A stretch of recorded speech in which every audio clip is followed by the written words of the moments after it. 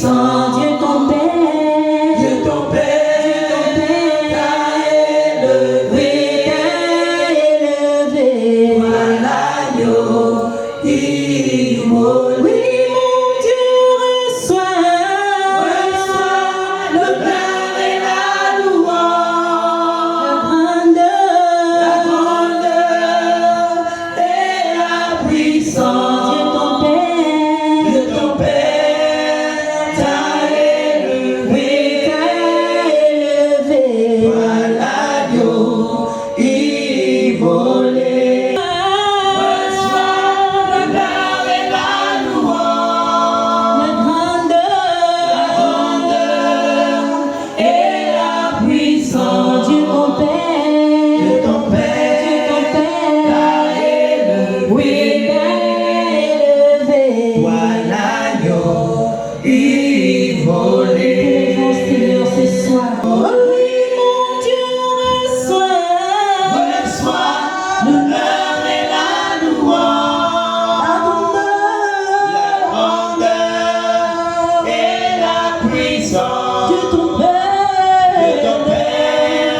t'a élevé, voilà l'agneau immolé.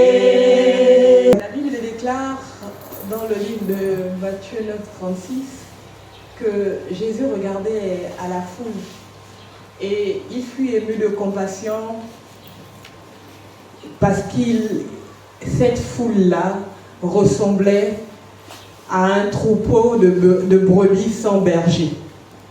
Nous, Église de Balise 2, nous avons la grâce et le privilège d'avoir un berger. Nous avons la grâce et le privilège d'avoir quelqu'un qui veille sur nous, qui prie pour nous, qui veille à notre bien-être et qui veille au rayonnement non seulement de notre assemblée, mais également du nom de Christ dans la vie de tout un chacun. Est-ce qu'on peut acclamer le Seigneur pour le berger qui est le nôtre, à savoir le révérend Julien Iyata Yanawa? Acclamons le Seigneur. Bonsoir, bonsoir. Bonsoir tout le monde. Bonsoir encore. Bonsoir. Soyez les bienvenus. Depuis mardi passé, nous avons introduit un thème aussi simple que ça. Vous savez, nous cherchons les grandes choses.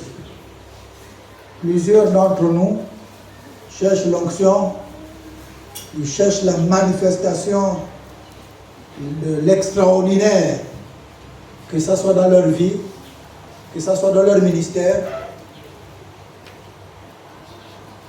Plusieurs chrétiens sont dans la recherche de ce qui est puissant. Mais malheureusement, il y a de ce qui fait la base, l'essentiel de la vie chrétienne, qui semble être bafoué. Il y a toujours un point de départ, il y a une évolution et il y a des étapes. Si nous avons retenu tout ce mois de janvier de nous entretenir autour de la famille, soyez-en sûrs, si quelques caractéristiques qui émanent d'une famille n'existent pas en toi, ce n'est pas l'extraordinaire que tu vas expérimenter.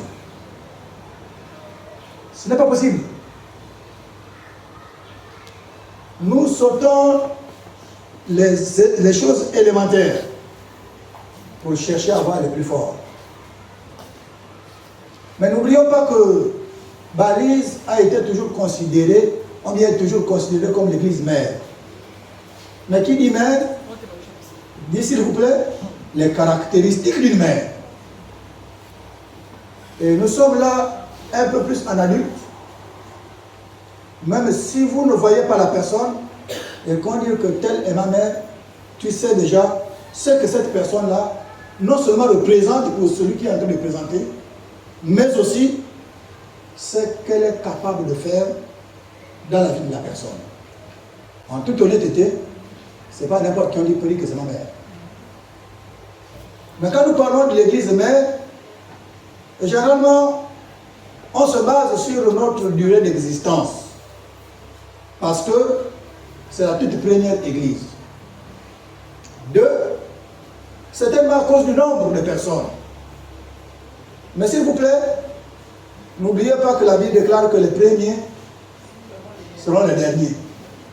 Donc, être mère sur la base de la durée, ce n'est pas sécurisant. Les enfants peuvent être devant nous, et nous devenons derrière. Donc, mais ne prenons pas aussi le nombre, que nous sommes mères parce qu'on est nombreux. Dieu n'est pas dans le nombre. Dieu est dans la qualité. Et il dit clairement qu'il y a beaucoup d'appelés, mais peu d'élus. Mais les appelés, c'est le nombre que nous sommes. Les élus, c'est la qualité qui se trouve au milieu de ceux qui sont appelés. Le premier mardi, je disais, l'église n'est pas comme une famille. L'église est une famille. Ce soir, je voudrais encore relever peut-être 1 ou 2 points. Aller sur la base que nous formons une famille. Que Balise est une famille. Et chacun de nous sait un peu comment les gens se comportent dans la famille. Donc déjà, s'il faut prendre ce thème-là, s'il faut considérer que Balise est une famille, en toute honnêteté, il suffit que tu vois un peu dans ta propre famille pour savoir est-ce que ce que je vois là-bas, c'est le même reflet que là où on dit que c'est une famille. Dans la famille, il y a l'acceptation. Dans la famille, il y a l'amour. Dans la famille, il y a le pardon. Dans la famille, il y a l'unité. Dans la famille, il y a la participation des uns et des autres pour le bien-être de la famille. Dans la famille, il y a investissement. Dans la famille, il y a la joie d'appartenir. Il y a la fierté d'appartenir à cette famille. Est-ce que tous ces petits mots-là reflètent à notre grande famille de Balise? Mais les autres font comment? Comment ça se fait que des grandes communautés là où il y a plus de 1000 personnes, les gens s'intègrent facilement, les gens s'acceptent facilement? Et même dans ces églises là où il y a plus, c'est des églises aussi, c'est une église. L'église est composée de plusieurs nationalités, plusieurs langues, plusieurs ethnies. Mais notre église, c'est parce que nous venons à l'église accompagnés de l'arrière-plan. Tout ce que nous avons eu dans le passé là-bas, on entraîne ça jusqu'à l'église, on n'a jamais déposé. Et ça complique la vie au niveau de l'église. Je voudrais vous dire une chose, que les principes de famille ne changent pas. C'est le même principe. Même s'il y a l'évolution, même s'il y a le modernisme, même si la technologie a changé, les principes d'une famille restent les mêmes principes. Quand vous les avez changés, vous avez détruit la famille. Et l'église ne peut pas se développer si nous sortons du contexte de la famille. Elle ne va jamais grandir, ni en quantité, ni en qualité.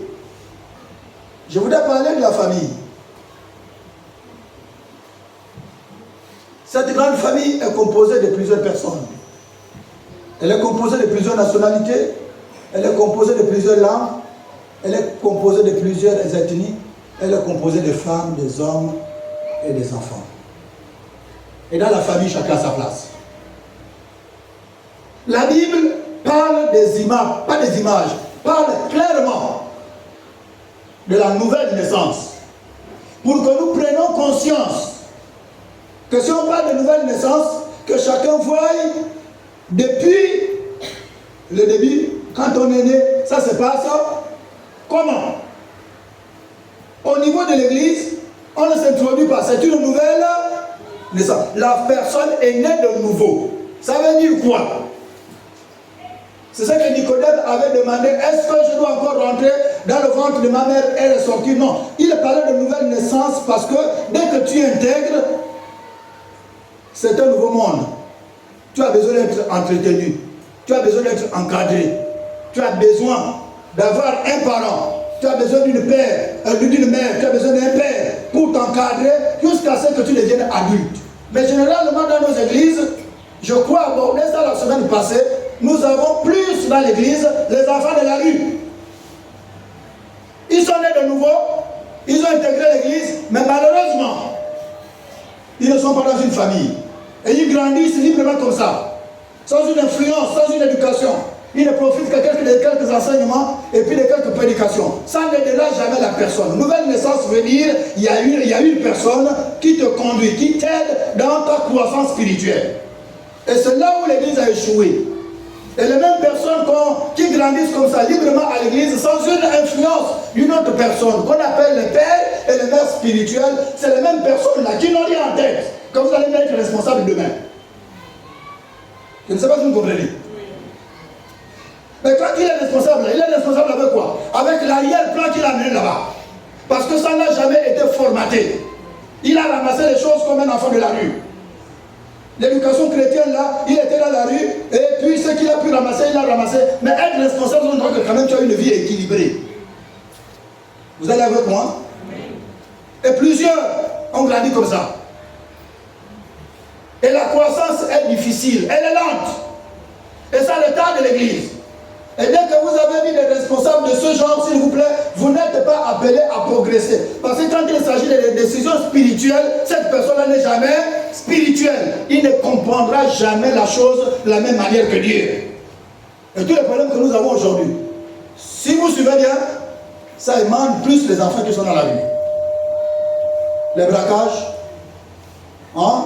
les viols, les enlèvements, parce qu'ils ont grandi sans éducation. Sans une influence, ils n'ont de compte à rendre à. Mais quand tu grandis dans une famille, il y a des actes que tu ne peux pas poser sous la crainte et la peur des parents. Est-ce que vous comprenez? Mais ceux de la rue, toute leur éducation, ils ramassent dans la rue. Vous n'allez pas me dire qu'ils seront équilibrés de la même manière que quelqu'un qui a grandi dans une famille. Et il y en a comme ça, plein des enfants de la rue, dans l'église. L'idéal aujourd'hui, on ne doit plus continuer comme ça. On a une famille. Mais si quelqu'un est né de nouveau, il intègre notre communauté, il devient membre de notre famille. Il devient notre frère. Il devient notre soeur. Il faut que quand il intègre, désormais, la personne, elle n'attirera jamais l'attention de tout le monde. Mais il y a au moins quand même une personne qui va s'intéresser à elle. Je me répète en vous disant ceci. Le département enseignement et puis, on appelle ça comment? Suivi. Nous avons très mal compris le rôle de qu'on a. Le suivi ne peut pas être un département, ne peut pas être désigné à un petit groupe de personnes. S'il y a 100 personnes qui intègrent l'église, ce petit groupe de 5 personnes-là ne peut pas suivre 100 personnes. Ce n'est pas possible.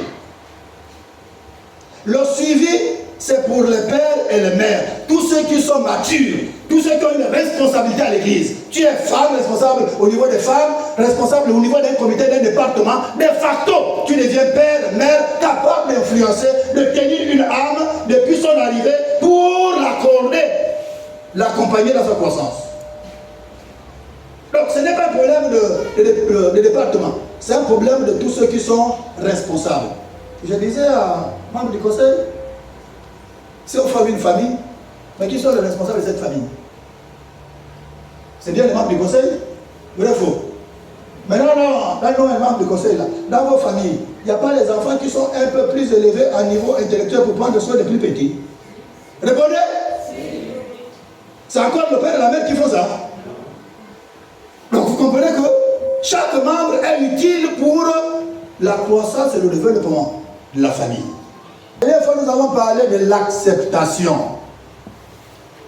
On est dans une famille et on est condamné à accepter les autres. C'est pas si tu veux. Ce sont les contraintes de la famille. Dans la famille, nous n'agirons jamais tous de la même manière.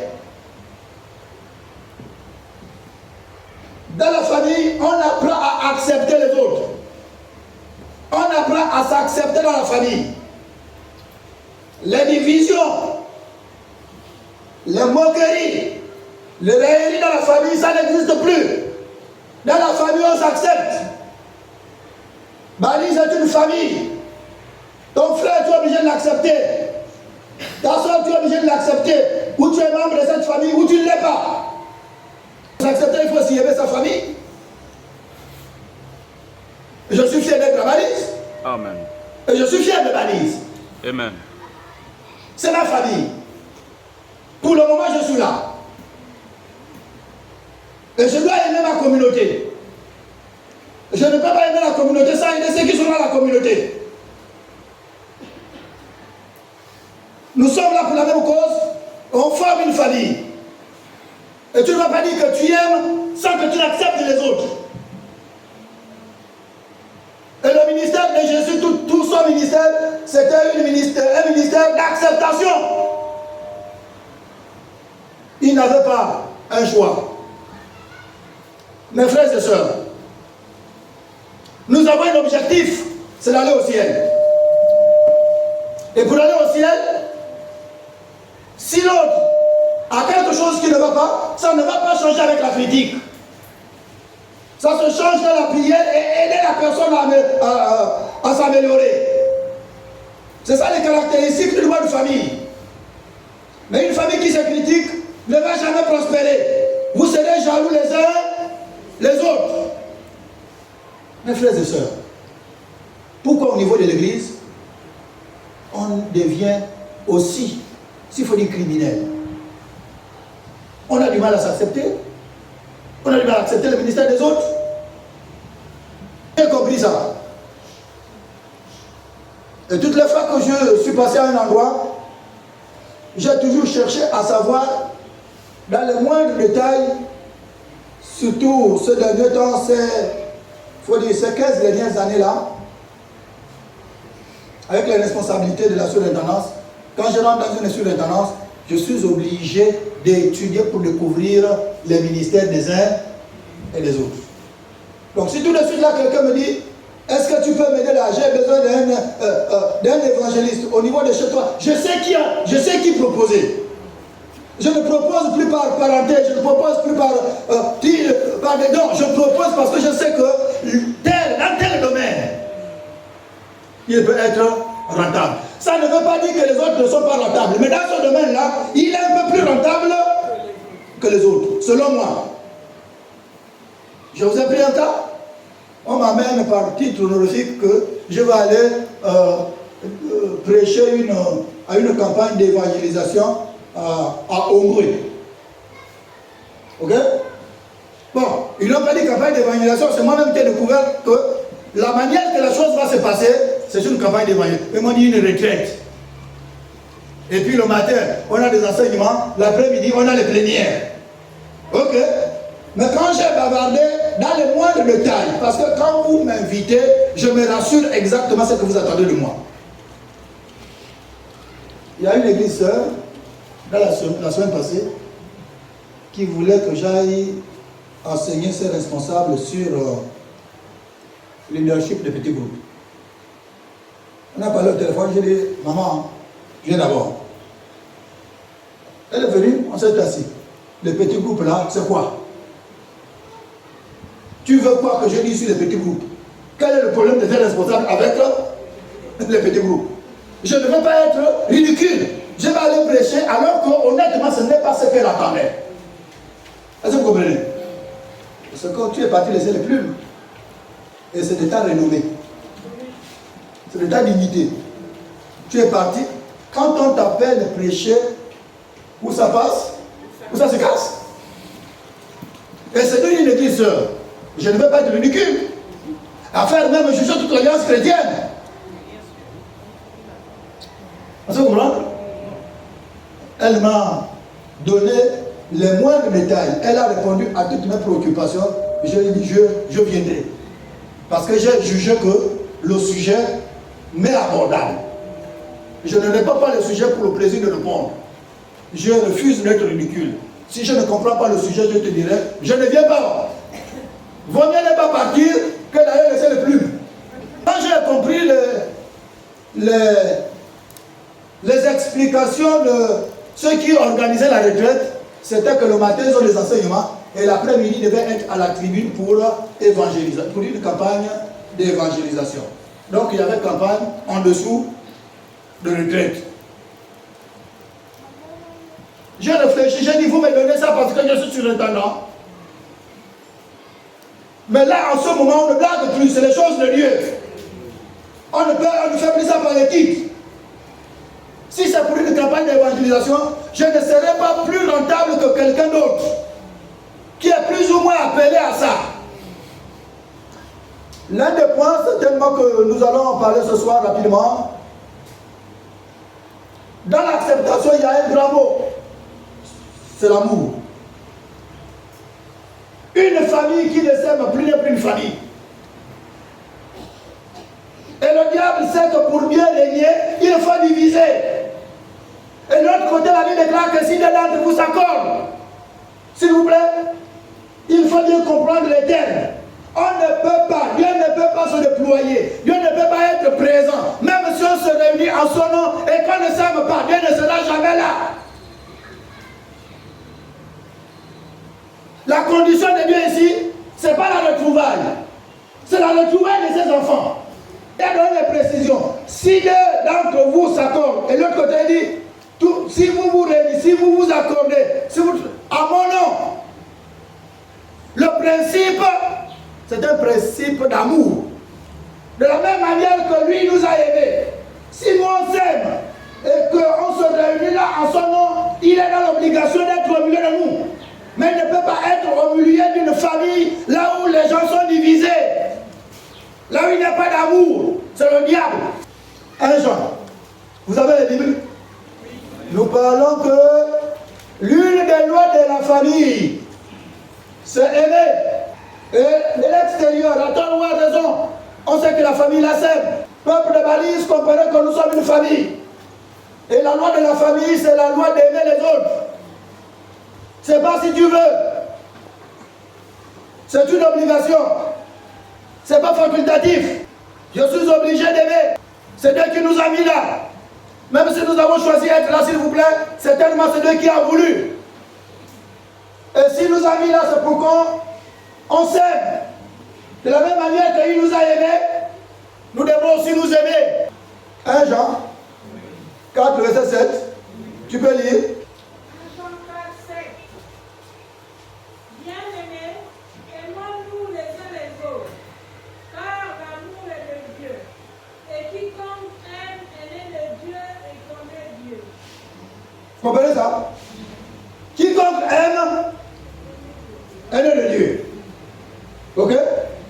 Bon, si vous basculez, celui qui n'aime pas, finalement est né de qui? Celui qui aime est né de Dieu. Donc, parmi les signes de quelqu'un qui est né de Dieu, il y a l'amour. S'il n'y a pas l'amour dans quelqu'un et qu'il se retrouve dans l'église, il n'est pas né de Dieu. Parce que lui aussi, il nous a sauvés sur la base de l'amour. Il a tant aimé le monde qu'il a donné son fils. Et par conséquent, même si nous ne sommes pas appelés à donner nos fils, mais nous sommes appelés à nous aimer. Tu ne peux pas accepter que les autres t'aiment et que toi tu n'aimes pas. Il y a des gens comme ça dans l'église. Ils réclament seulement les visites des autres. Mais toi tu as déjà visité qui? C'est ça l'amour. L'amour n'est pas à un sens unique. L'amour n'est pas, comme on dit dans ma langue maternelle, l'amitié du panier et de la plantation. Vous savez comment est située cette amitié-là? Amen. Il n'y a que le panier qui parle C'est la plantation. à la plantation. La plantation ne s'est jamais déplacée pour aller vers Le panier. Ça dit Mais quand même, l'amour c'est réciproque. Même quand tu parles qu'il n'y a pas l'amour, toi tu as aimé qui? Une église, c'est une église qui s'aime. Et si tu aimes, tu es obligé d'accepter l'autre. On se supporte dans la famille. Il y a aussi des têtes de fêlés dans nos familles. Moi, on se supporte, on les accepte comme ça.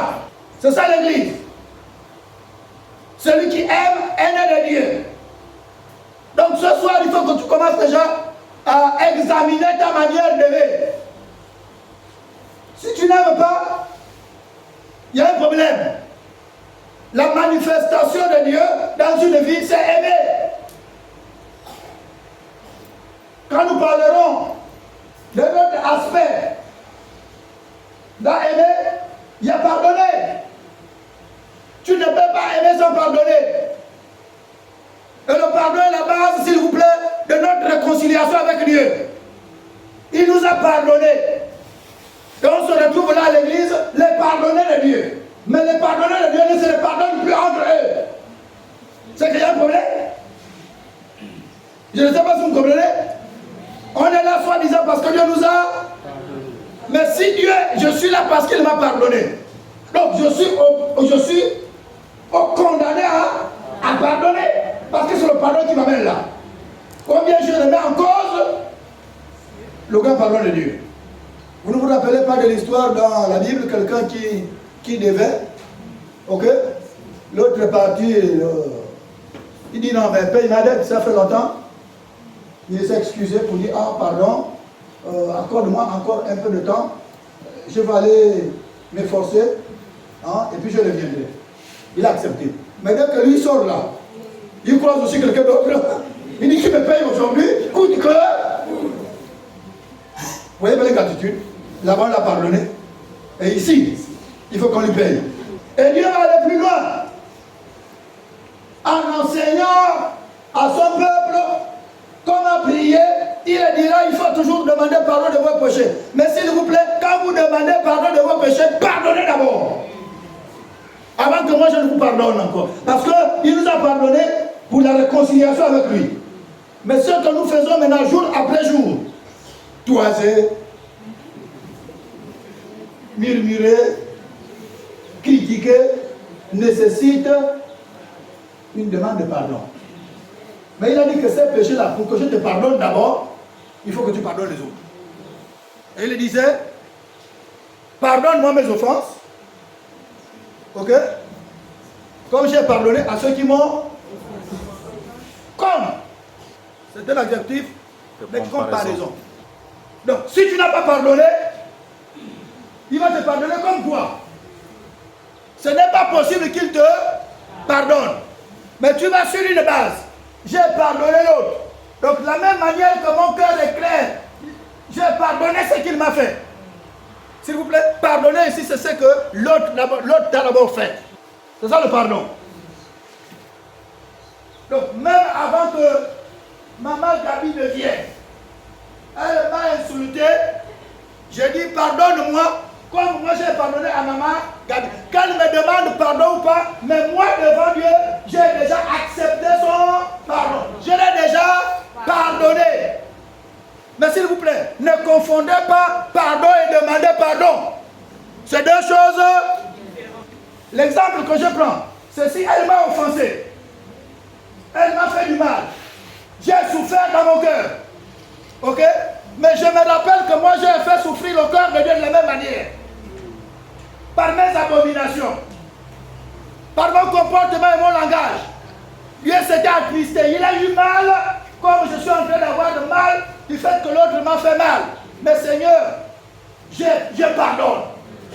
J'accepte le mal, mais je pardonne. Mais si c'est moi qui ai fait du mal, s'il vous plaît, je suis dans l'obligation d'aller demander pardon à la personne que j'ai offensée. Mais aller demander pardon, c'est vrai que tu vas d'abord demander pardon à Dieu, mais ça ne se situe pas là. Il n'y a pas que Dieu qui est attristé dans cette affaire. Il y a aussi quelqu'un qui est attristé. Tu as double pardon. Et tant que tu n'as pas demandé pardon à cette personne-là, même si tu as demandé à Dieu, ça ne servira absolument à rien. Parce qu'il n'y a pas que Dieu. Il y a une âme qui souffre, que tu as torturée. Au fait, en toute honnêteté, c'est lui que tu as fait du mal. Quand tu demandes pardon à Dieu, là, tu lui demandes, ce n'est même pas pardon que tu peux demander à Dieu, c'est la force d'aller demander que tu dois demander à Dieu. Parce que même si tu demandes pardon à Dieu, ce n'est pas Dieu que tu as offensé. c'est du fait que tu l'as offensé et ta relation est brisée avec Dieu. Mais pour que la relation avec Dieu soit réparée, il faut que tu répares là où? À la source du problème. Mais il y a des gens quand même qui arrivent expressement à offenser l'autre. Et ils se sont de prier à genoux dans leur chambre pour dire Seigneur, je te demande pardon de ce que j'ai insulté quelqu'un. Et tu sors là, l'affaire est finie. Ça c'est la comédie spirituelle. Tu n'as pas demandé pardon. Tu n'as pas un problème avec Dieu. Le problème avec Dieu, il faut le résoudre à la base. La base, c'est le pardon avec ton frère. Quand tu as pardonné là, de facto aussi, l'atmosphère s'éclaircit entre Dieu et toi. Amen. Yes. Là où nous sommes là, il n'y a pas le choix. Que quelqu'un travaille, qu'il ne travaille pas, qu'il soit maman, qu'il soit papa, qu'il soit enfant, on est obligé de nous accepter. On est obligé de manifester l'amour les uns les autres. Ici, il ne s'agit pas de classe sociale. Il s'agit de la famille. Et même dans notre famille, il y a ceux qui ont réussi, il y a ceux qui n'ont pas, mais ils sont les membres de la famille. Amen. Ici également, il y a de ceux qui ont réussi, il y a de ceux qui n'ont pas aussi réussi. Mais la famille reste La famille. Elle n'est pas jugée par ce que nous possédons. Elle est jugée par l'amour que nous avons les uns les autres. C'est ça l'église. Une église qui vit, c'est une église qui manifeste l'amour. Certes, Jésus à des moments, il se retirait avec quelques disciples. Mais s'il vous plaît, il y avait toujours ce grand groupe qui l'embrassait. Il y a des circonstances.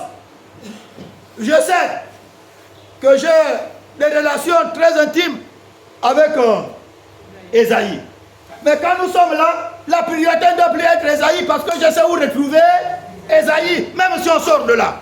Mais que la priorité soit maintenant un peu là-bas chez Boris, que je ne connais pas. Parce qu'Esaïe pour moi c'est un acquis. Même dans la nuit, on peut discuter. On se comprend? À n'importe quel moment, on peut se visiter. Mais quand je suis là, ma priorité ne doit plus être Esaïe. Ma priorité doit maintenant être quelqu'un d'autre. Que je veux lui prouver que moi aussi, je t'accepte de la même manière que tu me vois avec Esaïe. C'est ça l'église. Mais quand il vous avait dit, vous êtes chez vous, sentez comme chez vous. Mais s'il vous plaît, on ne se sentira jamais comme chez soi tant qu'on ne nous a pas accueillis, acceptés. Tu arrives dans une maison, même si on dit soyez à l'aise, tu vas commencer à aller fouiller les placards. Hein? Parce qu'on t'a dit soyez à l'aise. Fais comme chez toi. Tu vas aller maintenant chercher les verres partout. Non, tu vas quand même lui dire, bon, je ne suis pas là, je vais faire telle chose, mais tu peux prendre le verre là-bas, tu vas aller prendre le jus là-bas. Au moins il se limitera là où tu vas là. L'indiquer. Drôle de famille. Balise est une famille. Vous savez, vous avez besoin de la croissance dans vos mouvements. Chaque jour que Dieu fait, chaque dimanche que Dieu fait, il envoie une âme ici. Mais l'âme là-bas n'intégrera jamais votre mouvement par les annonces. Oh, il y a une réunion de femmes, il vient d'arriver, il ne sait pas ce que c'est la réunion de femmes. Il faut qu'une femme prenne cette femme-là et la suit, l'enseigne pour dire que voici ce qu'on fait chez les femmes là-bas. Ouais. Et puis je t'invite. Je crois vous l'avoir dit ça que j'étais à JPC à l'époque. Quand on demande les nouveaux, nous qui avons déjà un petit certain parcours, on se levait pour lorgner pour voir s'il y avait les jeunes. Et s'il y a un jeune qui s'est levé, on l'amène là, on a l'habitude de les amener. Nous, on attend dehors. Et quand on attendait dehors là, c'est pour récupérer. Parce qu'on avait besoin de lui à JPC. On était obligé d'être à la chasse. Et quand tu sors là, on demande, tu apprends? Oui. Tu es dans quel établissement? Quand tu es dans l'établissement, le cerveau tourne déjà. Quel est l'un des JPCistes qui est dans cet établissement? Est-ce que vous comprenez? Donc, à ce moment-là, on a déjà quelqu'un dans cet établissement. On va aller plus loin. Tu es dans quelle classe? Je ne sais pas si vous comprenez. Et quand tu es dans la classe, on essaie de voir est-ce qu'on n'a pas déjà quelqu'un dans la classe. Tu es dans quel quartier? Tout de suite, le cerveau tourne. Est-ce qu'il y a quelqu'un dans ce quartier-là? Et vous allez voir qu'au quartier, il est suivi. À l'école, il est suivi. Même dans la salle de classe, il est suivi. C'est difficile qu'il refuse de venir à la réunion de JP ce dimanche. Ce qui règle la croissance, s'il vous plaît, c'est le contact individuel avec les gens. Et moi, c'est ce qu'on a fait pour moi. Les gens se déplaçaient des kilomètres Parce qu'il devrait partir de chez lui pour passer par chez moi, parce qu'il doit venir me chercher pour aller à la réunion de JPC. Sans téléphone à l'époque. Sans taxi à l'époque. Amen. Ce n'était pas un kilomètre, hein? Yes. C'était des kilomètres.